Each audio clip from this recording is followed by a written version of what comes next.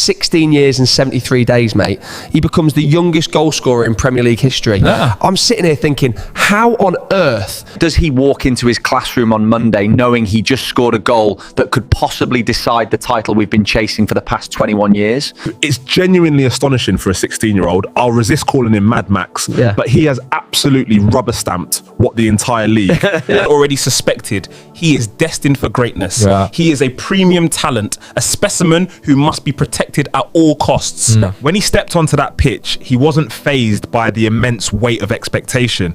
He knew the gaffer subbed him on to make an impact, and he handled it brilliantly. He was enjoying every touch like an established professional. When a player possesses that inherent calmness and to control the storm of expectation, the footballing gods always reward such courage. We saw that perfectly with the chance he created for the first goal and that final nail in the coffin in the dying seconds. We've got ourselves a joker, a secret weapon for the title running. You know, he was definitely rewarded for that bravery. But seriously, what do you reckon the atmosphere is going to be like when he walks into school? He knows he's scored and created goals that could actually be the difference in the title race, especially with City's 1-1 draw. That takes us 9 points clear. Max Dowman possesses the emotional maturity to handle it, and he is incredibly cool and calm. If he can manage that level of intense pressure on the Emirates pitch, he can certainly manage it off the pitch. Having said that, Monday morning form time will be utterly surreal. His face is going to be plastered across every newspaper, television screen and social media feed. Perhaps he'll need his chaperone, Declan Rice, to act as his bodyguard by the lockers. I jest, of course. But he has a wonderfully grounded family. His mother and father are raising a generational talent and doing an exceptional job. Frankly, I'm just relieved. I mean, he's in our squad. I'd be green with envy if he were on a rival's roster because we are staring at the next big thing in British football. Word on the street is we've finally got a player with a talent like Lamine Yamal. Some are even saying he's ahead of Estevao. Do you believe that? No. Comparison is the thief of joy. Max is still a 16-year-old boy. Measuring him against an established prodigy like Yamal will only rob us of the simple pleasure of watching him develop into the man we all hope he becomes. Let Max be Max. What I see in this young man transcends mere comparison. I simply pray he enjoys an injury-free career because at this juncture, that is the singular thing that could prevent him from achieving the unthinkable. I am genuinely looking at a teenager with Ballon d'Or potential. We must shield him from these comparisons. The media has a habit of destroying promising careers with exactly this sort of narrative. Spot on, mate. We've got to protect him from the hype. Total joy killer. Right, let's pivot into the nitty-gritty of the Everton game. First off, what did you make of the overall team performance, from the defence to the attack down to the gaffer? I know you've got so much to talk about, isn't it? I absolutely loved the aggression. Crucially, it was a controlled aggression.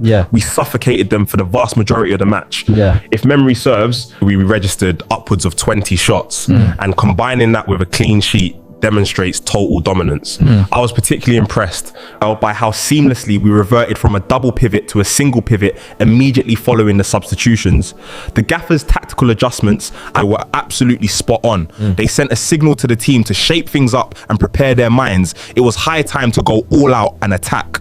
But also there were some key moments that switched the tide in our favour against Everton. In a sport where fine margins decide wins and losses, Riccardo Calafiori's block was massive for how we were able to control the game without falling into a deficit. Had that goal gone in, it would have created massive tension and made us much more vulnerable. I have to give Calafiori a big credit for putting his leg on the line. Any standout performances for you? Eberechi Eze really caught my eye because we've been too critical of him lately. What about you? People will naturally point to the North London derby as Eze's best performance because of the goals. However, purely from an analytical standpoint, this Everton match is the most complete performance Eze has delivered in an Arsenal shirt.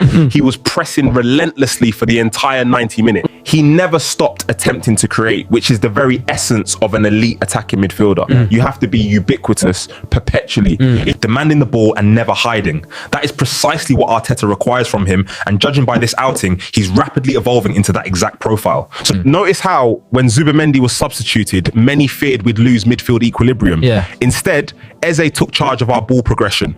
He initiated the bulk of our attacking phases, and as I've always maintained, Declan is a unicorn. Yeah. He can anchor that midfield alone without a subordinate, particularly when we are actively hunting for a breakthrough. Zubimendi doesn't necessarily need to complete the full 90 if we are chasing a goal, and that was glaringly evident against Everton. I was screaming for that substitution. Yeah, I thought as much. Eze was everywhere, constantly demanding the ball, working his socks off.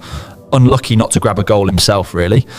Speaking of the subs being spot on, Saka didn't have his best game. Do you reckon it was the right shout taking Noni off but leaving Saka out there? It's a fascinating dynamic. Even when Saka is in peak form, he has historically struggled against Vitaly Mykolenko. If you review their previous encounters, the Ukrainian has frequently been Saka's nightmare.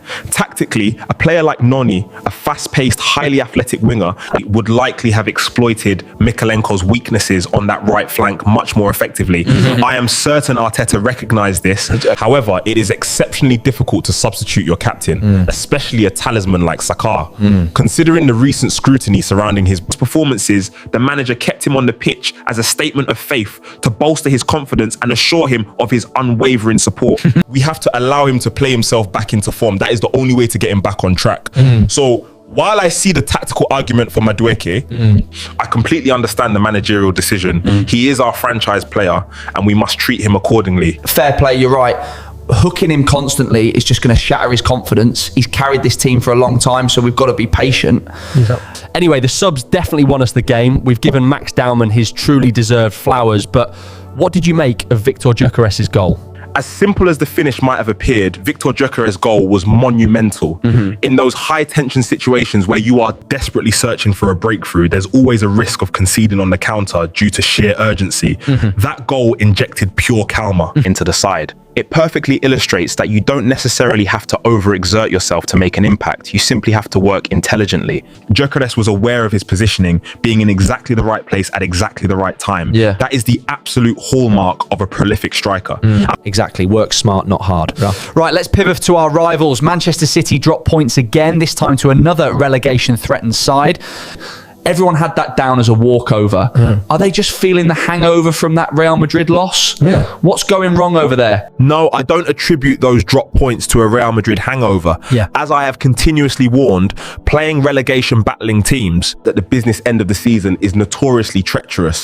These clubs have switched into pure survival mode, which adds an entirely new layer of determination and belief to their performances. It's akin to the intensity of a title charge. A team facing the drop views every single match as a lifeline. If you recall, we ourselves struggled to defeat Nottingham Forest and Wolves, both of whom were mired in the relegation dogfight. So a distinct pattern is emerging. City actually played Forest before the Madrid defeat, at the Etihad no less, and still failed to win. Therefore, it isn't the pressure of Europe, it's the intense pressure of facing opponents who treat every fixture as a matter of absolute survival. Spot on. Teams fighting for their lives are a different beast entirely. Now, have you seen the chatter online about the manager of the month curse? Arsenal fans were literally voting against Arteta to stop him winning it. Pep Guardiola just won the latest one and things aren't looking great for him, and Manchester City latest 1-1 draw with West Ham is fueling it further. Do you buy into the jinx?